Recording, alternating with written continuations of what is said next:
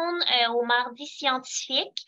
Aujourd'hui, on a la chance d'accueillir Dr. Jean-Pierre Rodriguez, qui est médecin psychiatre à Albert-Prévost, qui honnêtement n'a pas besoin de présentation. Je pense que tous le connaissent et je pense qu'il a d'ailleurs enseigné à la majorité des résidents du CIUS du nord de l'île et on en est bien reconnaissant.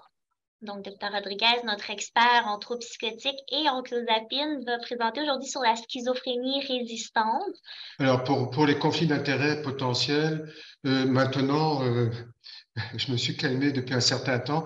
Je ne suis que consultant pour Novartis, enfin ex-Novartis, HLS maintenant, et conférencier ça fait de moins en moins. Mais je dois quand même me préciser, c'est une coquetterie, mais comme consultant, je ne reçois aucune rémunération.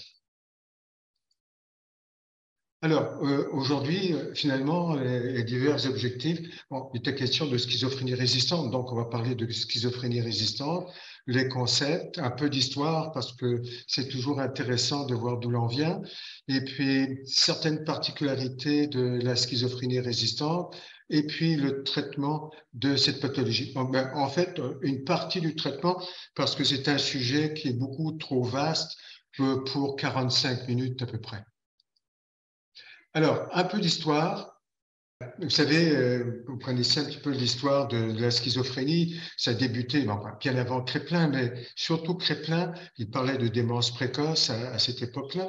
Et effectivement, les cas qu'il recevait, lui, c'était de la démence précoce. Ça ressemblait plutôt à de la démence précoce. Donc, c'était des patients résistants par définition. On n'en voit plus beaucoup de ce type de patients. J'en ai vu quelques-uns dans les dernières années, mais pas beaucoup. Alors, Bleuler, on passe par-dessus. Crowe, en 1980, pourquoi je l'ai mentionné? C'est parce que c'est lui qui a véritablement fait la différence entre les symptômes positifs et les symptômes négatifs. Alors, dans l'ère moderne, on peut dire que le grand nom, c'est John Kane, en 1988. On va en parler un tout petit peu, juste un petit peu après, là. Pourquoi? C'est parce que c'est lui qui a été le maître d'œuvre de la recherche sur l'efficacité de la clozapine dans la schizophrénie. Il a commencé en fait, il a publié son papier en 1988, on reviendra là-dessus.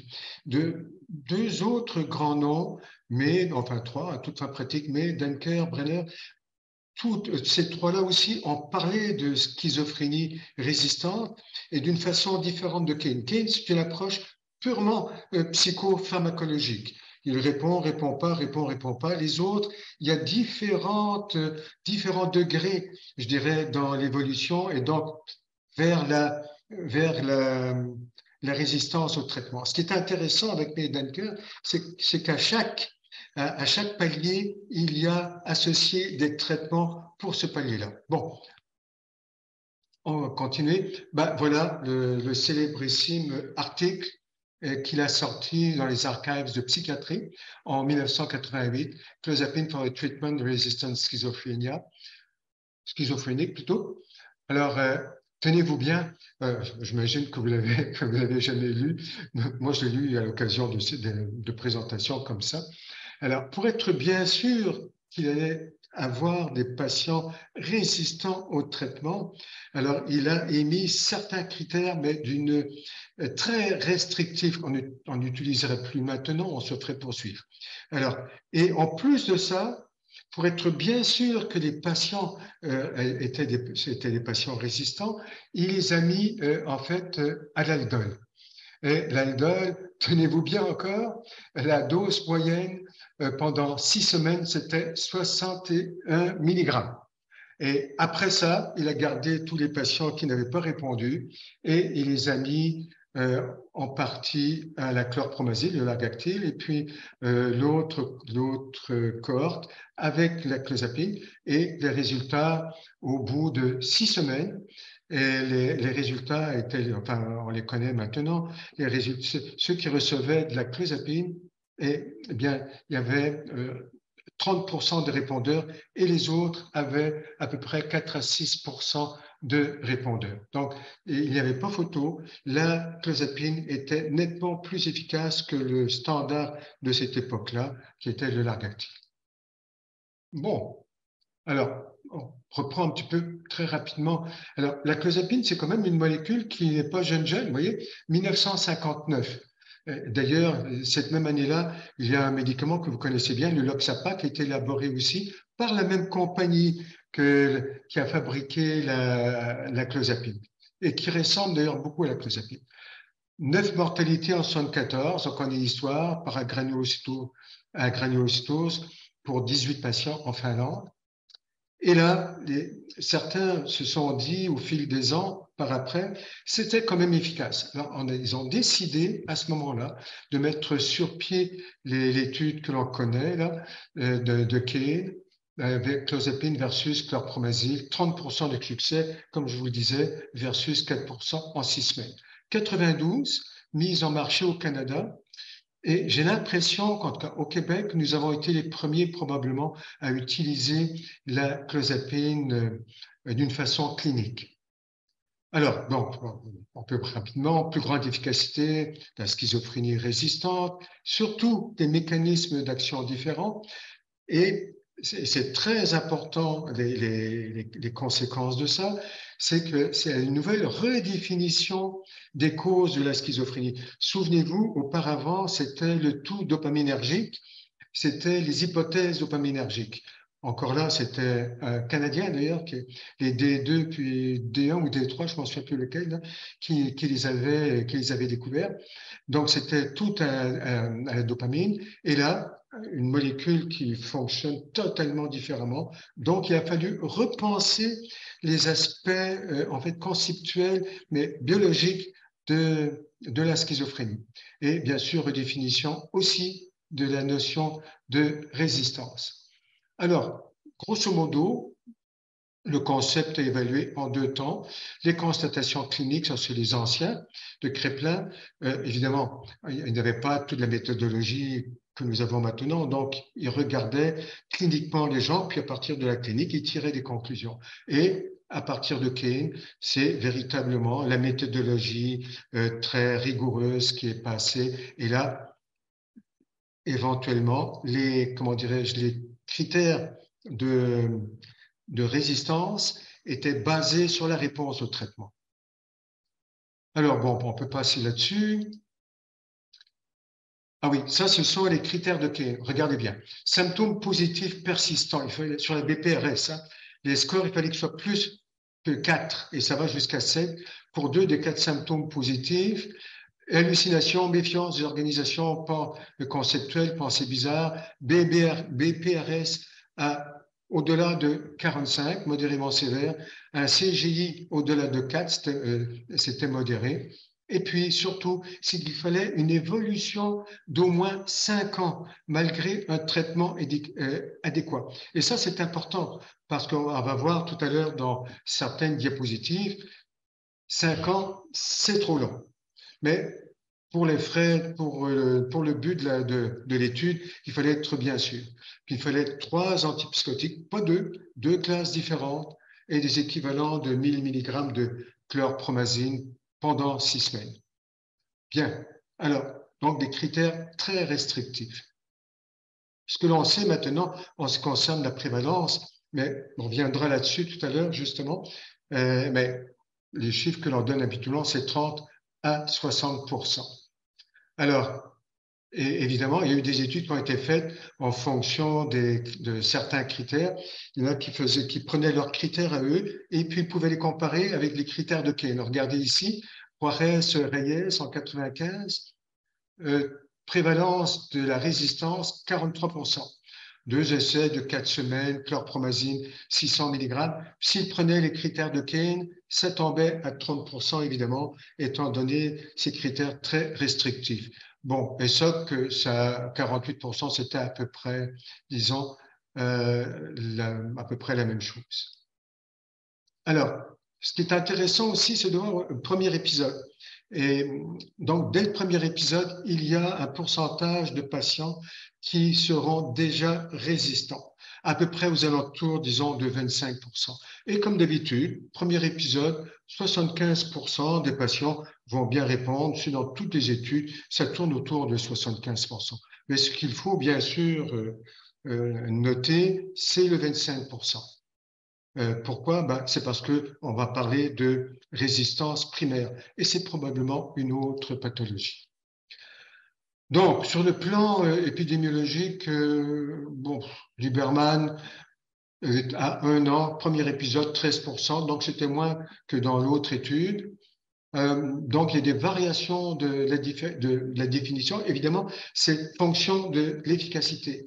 Alors, avant la clozapine, c'est sûr que les patients résistants étaient certainement probablement plus nombreux parce qu'on n'avait pas une médication comme la clozapine pour les traiter. Avec la clozapine, évidemment, le pool de patients résistants va diminuer. Donc, en fonction de l'air, il va y avoir une variation de la notion de résistance.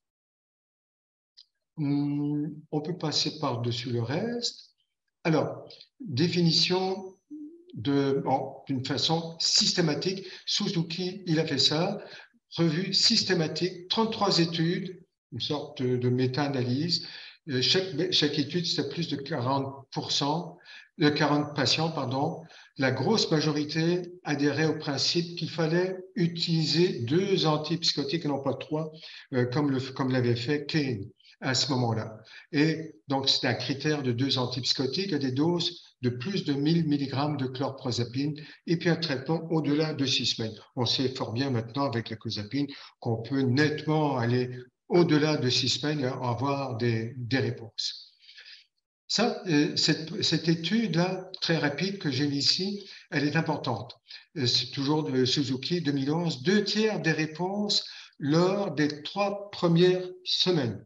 Lorsqu'on arrivera aux algorithmes tout à l'heure, vous allez voir, ça va à peu près recouper cette donnée-là. En 2-3 semaines, il y a déjà un fort taux de réponse à la clozapine. Donc, en 2019, il a inclus des critères psychosociaux, mais là, on s'écarte un petit peu de la proposition d'aujourd'hui. Alors, les facteurs cliniques toujours de résistance, lorsqu'on regarde sur le plan pharmaco, qui sont les plus fréquentes évidemment, ben, vous les connaissez, les prises médicamenteuses aléatoires, les tolérances métaboliques, les interactions médicamenteuses, l'augmentation de l'élimination dans ceux qui ont des turnovers très rapides, diminution de l'absorption intestinale, donc les niveaux plasmatiques, bon, les essais qui sont inadéquats, donc on peut passer. La question de la comorbidité, ben, là aussi, vous les connaissez, abus de substances, pas petite variante, mais la question du TOC, et ça, on retrouve ça régulièrement dans la plupart des études qui s'occupent de comorbidité. Le TOC est un plus mauvais facteur de traitement, un plus mauvais facteur enfin, c'est un facteur de plus grande résistance dans la schizophrénie. Quand il y avait aussi une association avec une maladie affective, le pronostic est moins bon aussi, la réponse est moins bonne aussi. Puis il y en a qui ont bien sûr des intolérances aux médicaments. Diagnostic incorrect, bon, on peut passer dessus, mais regardez ici, 50, dans l'étude de modification du diagnostic, donc 46%. 46% des patients résistants en avaient changé le diagnostic. Bon, le duration of untreated psychosis et résistance. Bon, écoutez, on sait que plus ça survient tôt et plus la durée de la psychose non traitée est importante, on va le voir un peu plus tard, et là, bien sûr, la réponse au traitement sera moins bonne. L'étude de Jeffrey Lieberman en 1993, il avait pris dans son étude, il avait regardé ceux qui avaient fait 2 épisodes successifs et il avait constaté que dans le premier épisode, là, ça durait 59 jours. Pour ceux qui avaient 2 épisodes successifs. Deuxième, 83 jours. Ceux qui avaient fait 3 épisodes, premier épisode, 1 mois. Deuxième épisode, 49 jours. Troisième épisode, 168 jours. Donc, ce sont des résultats qui prêchent en faveur de la progression de la maladie, puis notamment avec les rechutes. En fait, qu'il y avait une diminution de la réponse au traitement. Donc, on rentre dans les notions de neurotoxicité, mais ça, c'est un autre programme. Alors, ça aussi, c'est intéressant sur le plan épidémiologique. Début de la maladie et le genre. Metzer, qui est un grand nom dans la schizophrénie, quand même une étude de 322 patients. La comparaison entre les hommes et les femmes, ceux qui étaient résistants et ceux qui étaient répondeurs.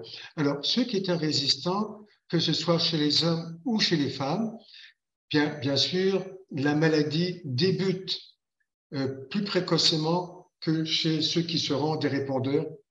Et statistiquement, il n'y a pas de différence entre les hommes et les femmes. Ça, c'est une donnée qui est acquise. Et chez les répondeurs, il y a quand même une différence d'âge. Chez les hommes, comme on le sait, ça survient plus précocement que chez les femmes. Donc, chez les patients résistants, un début de schizophrénie plus jeune. Alors, ça c'est oui, qui est aussi un grand nom en 2012, qui est aussi un très grand nom sur la recherche dans la schizophrénie. Alors, il a regardé la question des délais de traitement avec la clozapine. Et ça, en fait, les chiffres qu'il a trouvés sont plutôt optimistes. Mais donc, c'est sûr qu'il a bien fait son étude, mais habituellement, mais dans des études antérieures, le temps de traitement, enfin, le moment où on allait donner le traitement avec la clozapine était beaucoup plus long que ça. Alors, trois variables, délai, polypharmacie, etc. Bon, on peut passer, les résultats, c'est ça qui est important, le délai moyen était quand même de 4 ans avant de passer à la clozapine. Donc, ça veut dire qu'il y avait des patients qui auraient pu bénéficier probablement au moins 30% de ces patients-là qui auraient pu bénéficier de la clozapine. Ceux qui avaient de la polypharmacie, on retrouvait 36%, des hautes doses, 34%. Donc, délai important avant l'initiation de la clozapine, mais je vais me répéter, ce sont des chiffres quand même qui sont quand même un peu optimistes par rapport à d'autres, où c'est dans 5 ans, 6 ans, 8 ans, 9 ans. Alors, là, on rentre dans les types de résistance. Alors, notamment, tout à l'heure, on parlait dans les premiers épisodes de résistance primaire. Bah, effectivement, selon Meltzer, la résistance primaire, donc début de la résistance, le 25% qu'on a vu tout à l'heure de ceux qui commençaient une schizophrénie, premier épisode. Donc, ceux-là, c'est la résistance primaire. Ceux qui vont développer éventuellement après plusieurs essais médicamenteux, après plusieurs rechutes, c'est donc la résistance secondaire. Et là, lorsqu'on regarde au niveau du genre, toujours ces 223 patients non répondeurs, lorsqu'il s'agit de primaire, donc c'est une maladie probablement différente et plus sévère, on voit qu'il y a une prédominance d'hommes par rapport aux femmes. Mais lorsqu'il s'agit de résistance secondaire, il n'y a pas de différence entre les hommes et les femmes. Et ça, c'est une donnée aussi qui est acquise lorsqu'il s'agit de non-répondeurs. Mais on peut spécifier que c'est surtout chez les non-répondeurs qui sont excusez-moi, j'ai un blanc, en tout cas chez les non-répondeurs. Alors, est-ce que c'est une problématique ou une différente problématique pathophysiologie? Peut-être que pour le primaire, il y aurait une grande composante génétique. Pour ceux de résistance secondaire, ce serait plutôt de l'ordre de la neurodégénérescence. Alors, les gens de Toronto, du CAMH, ils ont utilisé en fait la clozapine, pas que la clozapine, mais c'était aussi l'un de leurs, comment dirais-je, c'était l'un des, pas des médicaments, mais c'était le pivot, c'était l'un des pivots aussi pour catégoriser les résultats de la recherche. Donc, ceux qui répondent à un antipsychotique autre que la clozapine, c'est un certain type de maladie. Ceux qui répondent, donc ceux qui vont bénéficier de la clozapine et qui répondent à la clozapine, c'est un autre type de maladie, probablement du côté des maladies, pas du côté des neurotransmetteurs glutamatergiques, et ceux qui répondaient à une antipsychotique autre que la clozapine, ce serait plutôt relié à, comme on le mentionne assez depuis fort longtemps, en fait, relié à la dopamine. Alors, et il y aurait un troisième groupe ou sous-groupe, réponse sous-optimale à la clozapine. Et là, on rentre dans les patients ultra résistants. Alors, les patients qui répondent aux antipsychotiques, surtout lorsqu'il s'agit du premier épisode, c'était tout à fait ce que l'on voyait tout à l'heure, 70 à 80%. À la clozapine, on retrouve les chiffres de tout à l'heure, 30 à 60. Bon, on va quand même un peu les modifier. La schizophrénie résistante à la clozapine, là, on tombe dans l'ultra-résistance. Et là, c'est véritablement un autre domaine, à la fois au niveau probablement pathophysiologique, mais aussi au niveau thérapeutique. Donc, il y a eu, en fait, c'est un Canadien, Wafat, qui a regardé un peu les patients qui étaient des non-répondeurs à la clozapine. Et puis, donc, il regardait la concentration de la clozapine qui était, il fallait dans son étude que la concentration de la clozapine soit au-delà de 1070 nanomoles par litre et il fallait que l'amélioration soit moins de 20%. Alors, ceux-là, c'était les non-répondeurs, donc c'était les ultra-résistants. Et donc, ce qu'il avait aussi constaté, c'est que les non-répondeurs étaient responsables de 97% des coûts de la schizophrénie. Alors, est-ce que c'est la même pathologie? Bon, je me répète un petit peu, mais malheureusement, on n'a pas trouvé de constante neuroanatomique, même pas au niveau de l'occupation des récepteurs dopaminergiques D2, pas de différence entre les répondeurs et les non-répondeurs. Alors, ça, c'est l'une des diapos qu'il faut garder en tête lorsqu'il s'agit de patients psychotiques, premier épisode, et la nécessité, en fait, d'intervenir le plus rapidement possible. Donc, c'est une étude de Yoshimura, Benta, je crois qu'il s'appelle, ou Bento, dans le Psychiatry Research, numéro 250, de page 65 à 70. 90 patients, clozapine, tous ces patients-là recevaient clozapine depuis au moins 3 mois. C'est une étude, bien sûr, rétrospective sur plusieurs années. Alors, ce qu'il a trouvé, c'est ça l'important, c'est qu'il y a une sorte de point de bascule. Ceux qui recevaient la clozapine alors qu'il y avait moins de 3 ans d'évolution de la maladie, de la schizophrénie, le taux de réponse était de 81%. Ceux qui recevaient la clozapine alors que la maladie évoluait depuis plus que 3 ans, 4 ans, 5 ans, 6 ans, le taux de réponse passait à 31%. C'est l'une des raisons pour laquelle, dans plusieurs études sur l'efficacité de la clozapine, on trouve des chiffres, disons, parfois un peu disparates. Mais ça dépend probablement des utilisateurs précoces versus des utilisateurs qui n'étaient pas précoces.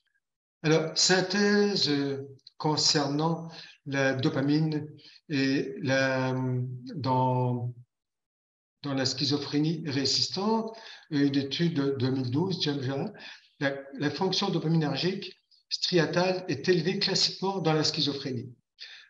Par contre, lorsque les liens entre réponse aux antipsychotiques et sévérité d'une dysfonction dopaminergique, il y a un lien entre la réponse aux antipsychotiques et la sévérité de la dysfonction dopaminergique présynaptique.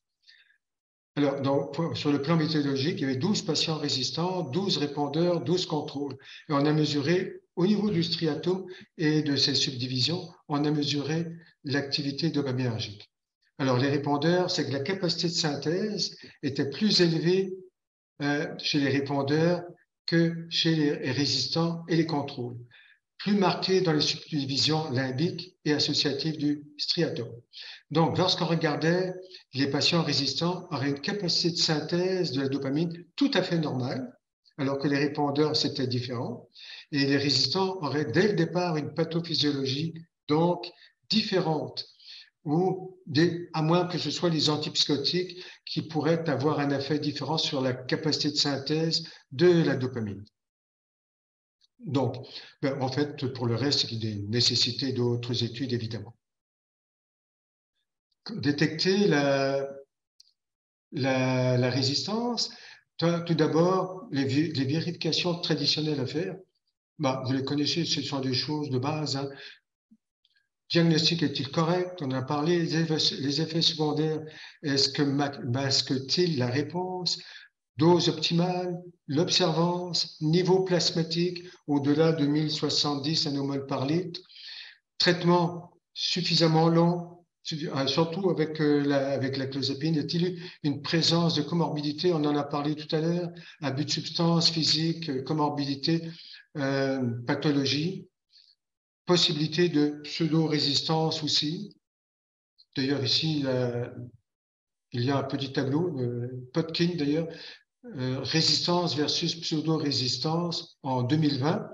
Alors, les facteurs pharmacodynamiques, dose adéquate, durée du traitement, l'âge plus précoce et la longue durée de la maladie, effectivement, les différences biologiques chez les traitements, chez ceux qui répondent au traitement dans la schizophrénie. Pseudo-résistance, encore là, mais là, ça devient un petit peu de la répétition, diagnostic incorrect, les doses inadéquates, niveau plasmatique pas suffisamment élevé. Donc, on peut passer par-dessus ça. Alors, si la résistance est bien sûr démontrée après avoir passé à travers toutes ces vérifications, il faut employer la clozapine le plus rapidement possible parce que les enjeux cliniques sont très importants. Et mais ça je l'ai mentionné, lorsque la clozapine est utilisée, habituellement, elle est toujours utilisée généralement tardivement, comme on l'a vu tout à l'heure dans au moins dans une étude. Alors, le meilleur moyen, en fait, pour traiter rapidement et efficacement, c'est d'employer des algorithmes. Alors là, des algorithmes de traitement, il y en a plusieurs, évidemment. Moi, celui que je préfère, mais j'en ai radoté avec celui-là, c'est celui qui a été mis sur pied à Toronto, au CAMH, mais il en existe d'autres. Pour ceux qui auraient le livre d'Osser, ça vaut la peine. Ce sont les algorithmes de traitement dans toutes les pathologies psychiatriques, dont la schizophrénie aussi. Et puis, il a un site sur Internet, Osser, O2SER, algorithme de traitement. Et là, il y a les algorithmes, on peut retrouver les algorithmes. Et puis, c'est interactif. Alors, c'est intéressant de les voir. Donc, avec les autres pathologies aussi. Donc, nécessité d'employer un algorithme de traitement, c'est le meilleur moyen, comme je le mentionnais, pour traiter la schizophrénie, encore plus la schizophrénie résistante. Alors, une autre diapositive qu'il faut retenir, tout à l'heure, il y en avait une qui ressemblait un tout petit peu. Souvenez-vous, la réponse, il y avait les 2/3 qui répondaient en 3 semaines. Alors, et plusieurs petites études, il y en a eu d'autres que celle-ci, mais disent à peu près la même chose. Alors, il y a les répondeurs précoces qui vont montrer une amélioration significative aussitôt que 2 semaines. Même chose avec une autre encore de Kennan, amélioration précoce des symptômes à 2 semaines peut prédire, et c'est ça qui est intéressant, prédire la réponse ultérieure à 3 mois. Et mais Haguet et compagnie avaient trouvé exactement les mêmes résultats. Les non-répondeurs à 2 semaines, c'est ça qui est important de se souvenir, les non-répondeurs à 2 semaines ne répondront fort probablement pas à 4 semaines. Et pourquoi c'est important? C'est lorsqu'on travaille à l'interne. En clinique externe, vous avez beaucoup plus de temps. Alors, évidemment, il y a des conséquences de ces données-là sur les durées du traitement. Alors, donc ça, c'est l'algorithme de Toronto. Ils ont produit un algorithme, ils ont produit plusieurs études. Ça, c'est la deuxième que j'ai prise. Il y avait plus de patients. Et puis, en fait, il y avait 2 médicaments qui étaient comparés. Alors que dans la première, qui était en 2007, il y avait un peu moins de patients. Celui-ci a 244, si je ne m'abuse. L'autre avait 123. Mais le principe était le même. Hein. On va le voir. Et donc, mais il y avait plusieurs antipsychotiques qui rentraient dans l'étude. Donc, ce sont des algorithmes qui démontrent une pratique optimale. Mais il faut l'employer d'une façon très flexible. Sinon, très rigoureusement, oui, mais pas avec rigidité. En fonction des besoins spécifiques. Et puis ça reflète en fait les connaissances neuropharmacologiques actuelles. On peut utiliser, mais en pratique, on ne le fait pas, la BPRS, mais eux, ils avaient fait dans leur étude, évidemment, le CGI. Et c'est surtout été développé pour le premier épisode, mais on peut l'utiliser aussi pour les autres.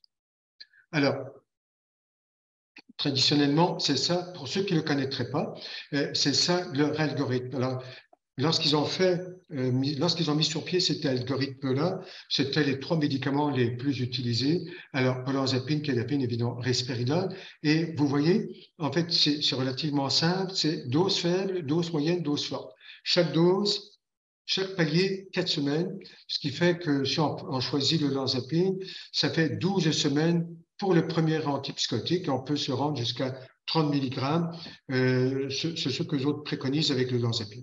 Même chose pour la kétapine, ça part de 300 jusqu'à 1200, toujours les sacro-saintes 4 semaines et puis un total de 12 semaines. Risperidone, ça débute à 2 mg et puis ça va aller jusqu'à 10. Hein.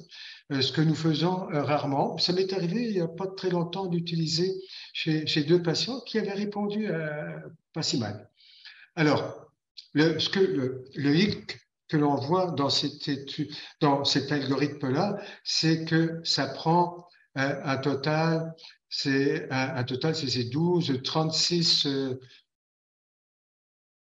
24, 36, oui, 36 semaines. C'est beaucoup si nous sommes à l'interne. Oui, alors, souvenez-vous de celle-là, les non-répondeurs à 2 semaines ne répondront fort probablement pas à 4 semaines.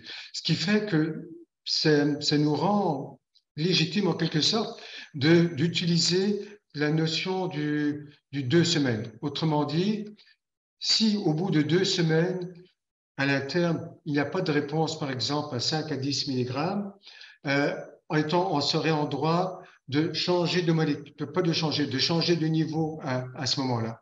Aller à un autre 2 semaines, ce qui totalement, si on suivait véritablement ça, ça couperait quand même la durée du début du traitement à la clozapine. Mais ce qu'ils disent aussi dans leur article, c'est qu'il faut être souple. Alors, si le patient ou la patiente qui arrive à l'urgence est très malade, alors on oublie les faibles doses, on va passer très rapidement à des doses moyennes pendant 2 semaines, par exemple, ou peut-être moins si la personne est vraiment très malade. Donc, on peut employer ça très souplement ça permet de réduire le temps avant d'utiliser la clozapine. Alors, dans cette étude-là, comparaison de 3 atypiques, alors 244 patients non randomisés, et puis c'était sur 5 ans. La première étude, c'était aussi sur 5 ans, celle-là aussi, c'est sur 5 ans. Premier épisode, oui, 2003-2008. Alors, la première phase, c'était olanzapine versus risperidone. Deuxième phase, les non-répondeurs changent de médicament. Et puis, troisième phase, les non-répondeurs, ce qui restait de non-répondeurs, étaient transférés à la clozapine. Et le taux de réponse, comme d'habitude, dans la première étude, c'était 75% aussi. Taux de réponse, 75%. À l'olanzapine, quand même, c'est 82%, alors que le Risperdal, c'est 66%. Bon, on le sait que dans les méta-analyses, l'olanzapine est l'un des médicaments les plus efficaces, mais on connaît aussi ses inconvénients. Et les doses étaient tout à fait correctes. Dose moyenne pour l'olanzapine, dose moyenne aussi pour la risperidone. Donc, on changeait ce qui n'avait pas répondu à la risperidone, olanzapine, et vice-versa. Et là aussi, c'est intéressant. Alors, en phase 2, taux de réponse, 16% et demi, ce qui n'est pas beaucoup. Et si on allait avec un troisième antipsychotique, ce serait de l'ordre d'à peu près 4 à 5%, selon les gens de Toronto. Ceux qui ont répondu dans cette phase-là de l'olanzapine, c'est quand même aux alentours de 26%, alors que la risperidone, 4%. Alors, c'est quand même assez faible. Il n'y a pas la comparaison entre les deux, il n'y a pas photo. Ça peut servir, en fait, on peut utiliser ces données-là éventuellement pour se fabriquer notre algorithme de traitement, si on pense à 2 antipsychotiques. Alors, ils ont regardé les doses moyennes. Alors, évidemment, pour l'olanzapine, c'était rendu quand même à moins 27 mg et la dose moyenne de Risperdal c'était 7 mg. Donc, les doses étaient quand même suffisamment importantes. Alors, donc, ceux qui n'avaient pas répondu à aucune des deux molécules étaient mis à la clozapine. Et là, il n'y a pas photo.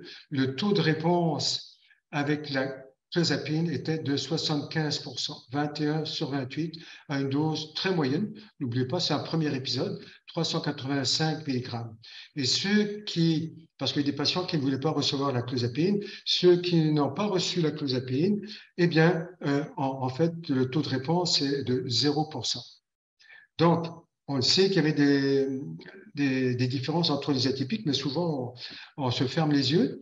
Est-ce qu'il y a intérêt de passer de l'olanzapine à la risperidone? Ben, si on regarde ça, on pourrait en douter. Par ailleurs, en pratique, on va le faire. Clozapine, nettement supérieure pour les patients résistants. Est-ce qu'on devrait employer un troisième antipsychotique comme ça se faisait auparavant? Bien sûr que non, parce que, comme je vous le mentionnais, le taux de réponse avec un troisième, c'est aux alentours de 5%. Donc, c'est peu probable. Ouais, bon. Alors, d'où les grandes discussions, l'utilisation de la clozapine en deuxième ligne, puisque les patients qui reçoivent le premier antipsychotique, un deuxième antipsychotique, le taux de réponse n'est pas très élevé. Alors, donc, si on fait la synthèse, en fait, de l'algorithme de Toronto avec, en fait, l'algorithme du Texas, là, je n'ai pas mis de diapositive là-dessus, mais c'était quand même un algorithme qui est présent depuis 2006-2007, hein, qui est très bien fait, hein, qui est encore à date. C'était basé aussi sur l'utilisation de 2 antipsychotiques, etc. Donc, alors, l'algorithme complet, c'est-à-dire même pour des patients qui ne seraient pas, disons, qui ne seraient pas des premiers épisodes, mais pour les premiers épisodes aussi, première étape, première atypique, 12 semaines, grand maximum.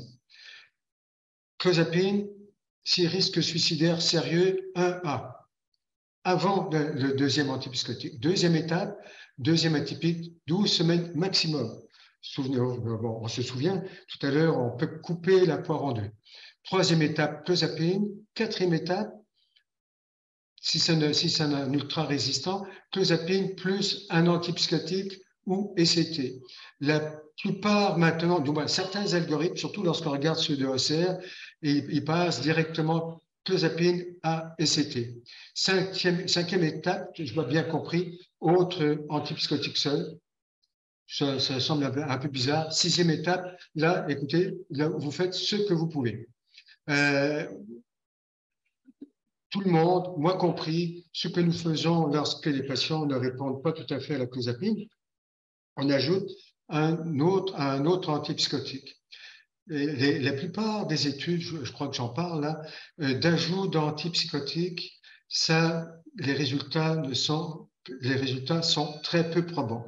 Il y a quand même certains types d'antipsychotiques qu'on pourrait employer plus que d'autres pour des raisons, comment dirais-je, de pharmacologiques ou biologiques un peu esthétiques, entre guillemets, parce que on peut dire que ce sont des antipsychotiques complémentaires, donc ça fait plaisir, mais les résultats ne sont pas très bons non plus. Alors, sixième étape, polypharmaco, combinaison d'atypiques, antipsychotiques ou atypiques, plus des ECT, atypiques, non, excusez-moi, antipsychotiques plus autres médicaments stabilisants, les ISRS, l'allopurinol, célicopside dans le Celebrex, l'aminocycline, topiramate, lamotrigine. Dans le up-to-date, ils préconisent, tout en disant, écoutez, c'est pas miraculeux, mais ce qui ressort de la plupart des méta-analyses, l'aminocycline, un peu, la lamotrigine,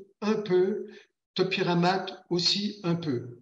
Alors, donc, ce sont peut-être les molécules qu'on pourrait employer dans un premier temps, puis on peut essayer d'autres molécules si ça ne fonctionne pas. Il y en a d'autres aussi. Je ne vais pas aborder aujourd'hui toute la question de la neurotoxicité, mais lorsqu'on aborde cette question-là, on aboutit évidemment à tout ce qui concerne la neuroprotection avec d'autres molécules et il est possible qu'éventuellement qu'on utilisera plus et puis que ça pourra aider les patients qui sont résistants au traitement. Vous savez, il n'y a rien de miraculeux dans le mode d'action de ces molécules-là. On voit ici que l'aminocycline, la lamotrigine, ça joue sur le système glutamatergique, topiramate aussi. Donc, ce sont des molécules qui jouent sur le système glutamatergique. Allopurinol aussi. Éventuellement, ça va toucher la dopamine, mais au départ, oui. Alors, le délai de traitement, je reviens, je fais exprès de Yoshimura, ne pas oublier le point de bascule, c'est en fait 2,8 ans, la sensibilité 0,66, spécificité, etc. Alors, après 3 ans, mais probablement plutôt 4, 5, 6, là, la chute de réponse à la clozapine est très, très, très importante, malheureusement. D'où l'importance de dépister rapidement en utilisant un algorithme très rigoureux. Bon, alors, en fait, c'est l'algorithme du Texas dont je parlais tout à l'heure.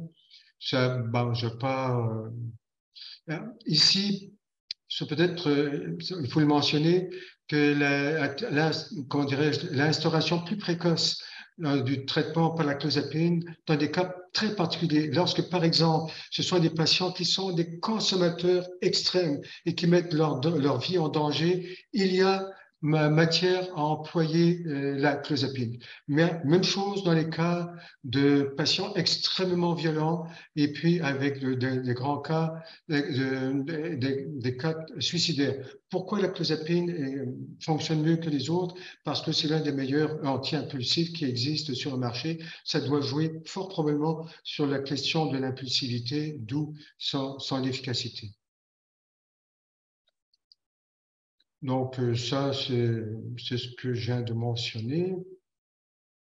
Alors, potentialisation de la clozapine, je vous disais que les résultats, malheureusement, ne sont pas mirobolants. Mais quand même, il y a certains qui sont peut-être un peu plus intéressants que les autres. Ce sont les agonistes partiels que vous connaissez bien, hein. La brexpiprazole, l'aripiprazole, la cariprazine. On connaît bien sûr encore plus l'aripiprazole. Donc, ils ont un mode d'action très différent des autres. Le fait qu'ils soient des agonistes partiels, pour certains, ça pourrait jouer. Mais il y en a d'autres qui ont en fait une hypothèse un petit peu différente. C'est qu'il y aurait pour certains, d'ailleurs c'est un concept tout à fait montréalais, ce qu'on appelle la psychose d'hypersensibilité. C'est Guy Chouinard, qui travaille encore, je pense, qui a élaboré cette notion-là. Et c'est possible que chez les patients de premier épisode, cette notion-là ne fonctionne pas. C'est chez les patients qui prennent les médicaments beaucoup plus longtemps, où le médicament devient de moins en moins efficace au fur et à mesure que le temps passe. Donc, c'est la notion d'hypersensibilité. J'ai un tableau à la fin, si du temps, je pourrais vous le montrer parce que c'est un tableau parlant. C'est quoi psychose et l'hypersensibilité? C'est très simple. Les neurorécepteurs, on parle de neurorécepteurs dopaminergiques, ont aussi des mécanismes de défense. Et oui, puis à force d'être bloqués, comme mécanisme de défense, ils en produisent d'autres. Alors, ils produisent d'autres neurorécepteurs, donc il faut plus de médication, plus de molécules, et ça n'en fait pas. Puis à un moment donné, il y a une occasion où il pourrait y avoir un accès de dopamine qui surviendrait, il va y avoir une rechute psychotique carabinée très importante. Alors, l'un des intérêts, semble-t-il, pour certains chercheurs, c'est qu'on pourrait en quelque sorte diminuer, disons, le risque de faire une psychose d'hypersensibilité avec le brexpiprazole. Il était un peu plus investigué que les autres, et même bien sûr, avec l'aripiprazole. Cariprazine, sur le plan des symptômes positifs, pas terrible. Symptômes négatifs, oui. Et les autres, bon, comme je vous disais, il y a des réponses, mais c'est souvent des réponses plus numériques que cliniques. Mais c'est intéressant, et vous le faites déjà depuis longtemps, et évidemment, on les utilise aussi pour contrer certains effets secondaires de la clozapine. Ah, il y a un antipsychotique qui s'en vient, j'espère qu'il va arriver bientôt.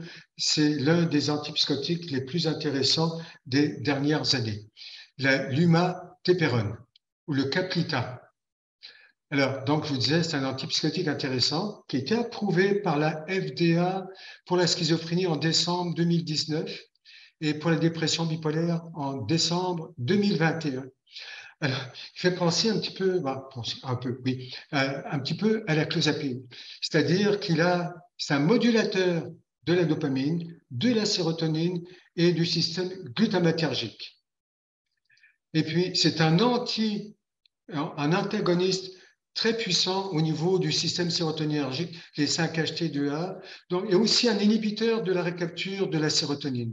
C'est aussi, en plus, un agoniste partiel présynaptique D2, comme l'aripiprazole et compagnie, et c'est aussi un antagoniste post-synaptique et un modulateur indirect du système glutamatergique. C'est par un système assez complexe.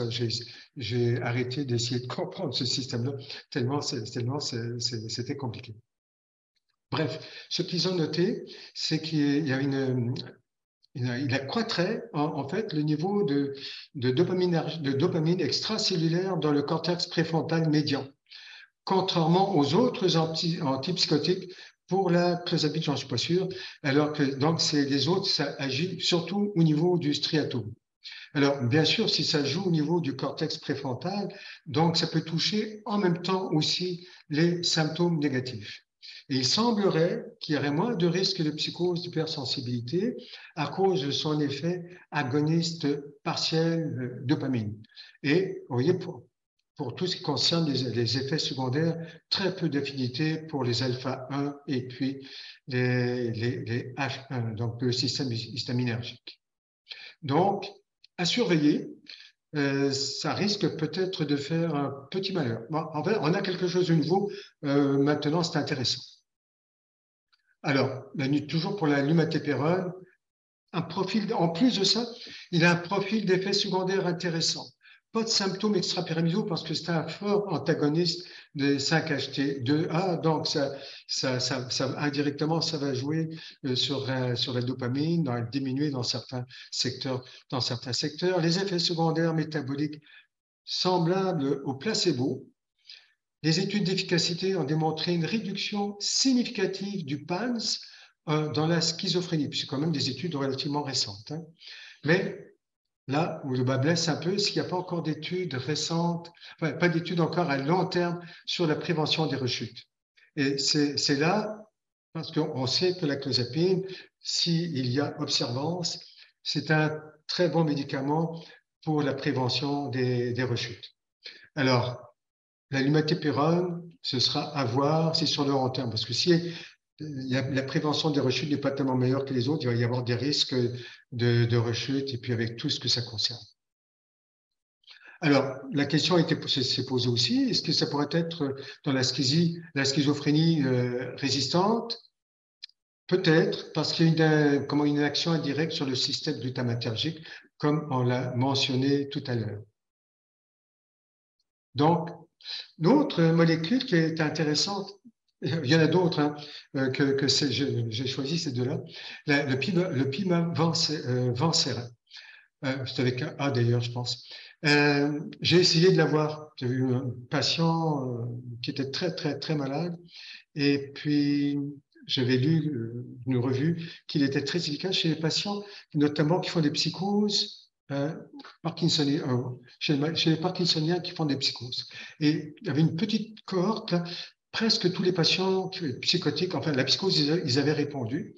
Et puis j'avais fait des démarches pour l'obtenir. Finalement, la compagnie avait refusé, évidemment. Hein. Pour une personne, ça ne valait pas la peine. Alors, pimavanserin agit essentiellement sur le système sérotoninergique et un peu sur les récepteurs sigma 1. Et c'est un agoniste inverse justement des 5-HT2A. Il a été approuvé pour la FDA, comme je vous le mentionne, enfin, oui, pour le traitement de la psychose dans la maladie de Parkinson. Et ce qui était intéressant, il semblerait qu'il y ait des case reports, des petites études, pour potentialiser la clozapine dans les cas de schizophrénie résistante, dans une petite étude de Lindermeyer en 2021. Mais aussi c'est pour les symptômes négatifs, il serait assez prometteur. Éventuellement, il va aussi certainement arriver sur le marché. C'est sous-utilisé, c'est l'efficacité, et il y a pas mal d'études sur les ECT et le traitement de la schizophrénie résistante. C'est pour ça que dans les algorithmes, tout à l'heure, on voyait les ECT, puis Husserl, il emploie dans son algorithme, il l'emploie très rapidement, comme je l'avais mentionné. Alors, simplement mentionner 2 études, Petrides en 2015, prospective, randomisée. C'est l'une des rares études avec les ECT randomisées, prospectives, clozapine, toujours avec clozapine et puis les ECT, comparé avec clozapine seul. Et il y avait un total de 39 patients. Il y avait un groupe qui avait 20, l'autre 19. Et puis, le nombre d'ECT qui avait été donné, c'était environ 16. Ça variait au tout début de 3 ECT par semaine. Après, ça passait aux 2 semaines. Et il y avait une amélioration significative de 50% dans le cas du groupe clozapine et ECT, alors que la potentialisation avec d'autres molécules, c'est pas très élevé. Malheureusement, on connaît aussi les inconvénients des ECT, mais dans certains cas très sévères, ça peut valoir le coup. Une méta-analyse qui était faite en 2016, donc de la Ligue, une méta-analyse a pris 5 études. Il y a la seule qui était randomisée, bien sûr, c'est celle de Petrides. Bon, ces résultats quand même étaient très élevés. 66% des cas des patients qui recevaient clozapine et des ECT. Alors, évidemment, ce qui arrive habituellement, rechute à l'arrêt des ECT, ça nous est arrivé nous aussi à l'hôpital, des patients qui recevaient les ECT. Moi, je m'en souviens d'un, monsieur S, qui répondait quand même assez bien aux ECT. Il en avait eu en externe parce que la première fois, il avait fait des rechutes. Alors, le problème qui se posait au début en externe, 1 fois par semaine. Après ça, 1 fois ou 2 semaines, et ainsi de suite. J'avais fait une recherche dans les articles, dans la littérature. Il n'y avait aucun article qui pouvait donner des guidelines pour ça. C'était purement intuitif. À un moment donné, on, on, on passe en fait de moins en moins. Et puis, si ça va pas bien, on recommence, on rapproche un peu les ECT. Donc, meilleure combinaison en fait pour les patients ultra résistants. Des choses à la mode aussi, et l'RTMS. Ouais. OK, si vous avez des questions. Oui, il y en avait une dans le chat. Je ne sais pas si elle est encore d'actualité parce que vous avez présenté là, quand même les résumés des algorithmes, mais c'était pour avoir le site pour vos algorithmes et l'algorithme de Toronto. Je crois que c'était pour tous les algorithmes que vous avez nommés, incluant celui de Toronto. Mais je pense que vous les avez ensuite Non, il y a plusieurs sites, mais c'est le livre de Husserl qui est intéressant parce que là, ça regroupe en fait la plupart toutes les pathologies que l'on connaît en psychiatrie, avec Husserl, O2SER. Puis, si vous tapez algorithme, vous allez tomber sur le livre. Le livre coûte à peu près, il est assez cher, aux alentours de 90 $, mais c'est plus que du bonbon. Et les autres, c'est dans la littérature, évidemment. Mais il y a ceux comme le Texas, c'est archi connu. Tmap, tapez Tmap, puis l'algorithme du Texas va arriver. Moi, je l'avais bidouillé un petit peu pour ajouter d'autres molécules, parce que depuis ce temps-là, il y avait d'autres molécules qui avaient été essayées. Mais c'est un très bon algorithme. Mais Husserl, c'est assez étonnant. Un autre qui est, ah oui, ça me revient, un autre algorithme qui est intéressant, mais il faut acheter le bouquin parce je ne l'ai pas vu sur Internet. C'est un livre de préparation, un livre canadien de préparation aux examens et on retrouve les algorithmes de traitement des maladies affectives très bien faits. il mérite une petite mise à jour parce que il est, comment dirais-je, les derniers CADMAT n'étaient pas tout à fait incorporés, ce qui fait qu'il y a des petites modifications par rapport aux derniers CADMAT, mais très intéressant parce qu'il y avait les arbres décisionnels selon les types de maladies affectives. Et puis, pour les, euh, pour la schizophrénie aussi, on les retrouve dedans. J'ai en fait j'ai les algorithmes pour les maladies affectives en PDF. Je les ai fait en PDF. Et puis aussi pour la schizophrénie. Si y en a qui sont intéressés, je peux les envoyer. Pour la schizophrénie, c'est quand même plus simple. Les algorithmes de traitement pour les maladies affectives, c'est complexe. Alors, c'est bien de les avoir de temps en temps, de les revoir, je veux dire, pour essayer de s'éclaircir un peu les idées lorsque, à un moment donné, on est un petit peu mêlé. De l'utiliser, mais en fait, disons, la misulpride ici est mal utilisée. Parce que, pourquoi? C'est parce qu'on essaie, c'est un excellent médicament. Dans toutes les méta-analyses, c'est même des fois, bas, entre guillemets, il dépasse légèrement le Lanzapine en termes d'efficacité. En plus, c'est un médicament qui a une double action. Quand c'est en bas de 500 mg, c'est un médicament qui est peut-être, qui s'en sort très bien, mieux que les autres, en tout cas pour les symptômes négatifs. Et puis au-delà de 500 mg jusqu'à 1000, 1200 mg, ce sont bien sûr les symptômes positifs. Alors, ici, on l'utilise lorsqu'on n'a pas le choix. Et donc, il arrive souvent en troisième place. Que ce soit la misulpride ou que ce soit n'importe quel antipsychotique, hormis la clozapine, si on l'utilise en troisième place, eh ben, les résultats ne seront pas très bons. En fait, pour bien utiliser ce médicament-là, et puis il vaut la peine, il faudrait l'utiliser en première intention et ça vaudrait le coup de l'utiliser. Alors, parce que tout ce qu'on peut dire là-dessus, c'est un bon médicament. Alors, la misulpride avec la clozapine, évidemment, ça a été essayé.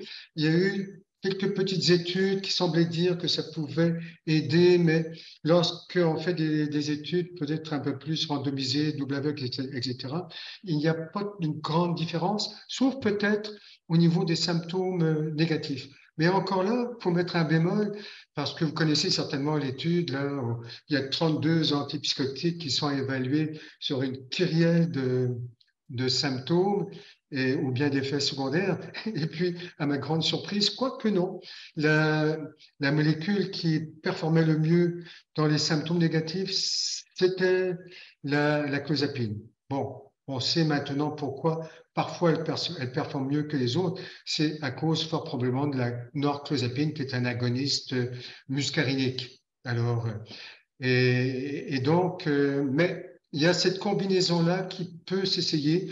Il n'y a rien à craindre, il n'y a rien à perdre. Mais c'est une très bonne molécule et intéressante en plus de ça. Il n'y a pas d'autres questions. On vous remercie énormément, Dr. Rodriguez. C'était très intéressant. On a très hâte de pouvoir relire votre présentation à tête reposée. Et probablement que vous serez accroché dans les corridors dans les prochains jours pour encore vous poser des questions. Alors, merci à tous. Merci bien.